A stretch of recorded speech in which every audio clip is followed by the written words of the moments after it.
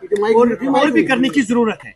इस हवाले से बताएं कि कब तक तवक्का रखेंगे। देखिए, जो दरबार मूव जो रूटीन में होता है और ये दरबार मूव इस बार होगा, और ये नेशनल कॉन्फ्रेंस के मैनिफेस्टो में था कि हम जो रवायती जो महाराजा के टाइम पे, महाराजा साहब के टाइम पे जैसे दरबार मूव होता था, वो दरबार मूव इस साल भी होगा। और पिछले साल जब कैबिनेट हुई थी, जब दरबार हुआ, क्योंकि टाइम बहुत कम था इसलिए हम पूरा दरबार नहीं मूव कर सके थे, लेकिन इस बार ऑनरेबल सीएम साहब का ये फैसला कैबिनेट में हमने लिया सारों ने, और ये जम्मू कश्मीर के लोगों को मुबारकबाद है। अब क्योंकि हमारे अंदर एक जो दूरियां बनाने की कोशिश की थी इस दरबार मूव को रोक के, वही भाईचारे को दोबारा बहाल करने के लिए और अपनी जो हमारे रिश्तों की बॉन्डिंग है उसको मजबूत करने के लिए, जम्मू और कश्मीर दोनों सूबों का आपस में प्यार बढ़ाने के लिए ये दरबार मूव होगा। और आप लोग भी, आप समझिए, आप लोग भी जम्मू आया करेंगे, असेंबली जब जम्मू में लगेगी, और आप लोगों का भी मिलना जुलना अपने लोगों से भी होगा, और जो आप लोगों की फ्रेटर्निटी के लोग हैं उनसे भी होगा, आम जो आपके दोस्त यार हैं उनसे भी मुलाकात होगी। इससे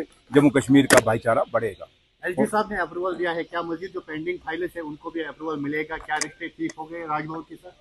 अब वो आपको जैसे काम निकलेंगे वैसे वैसे पता चलता जाएगा।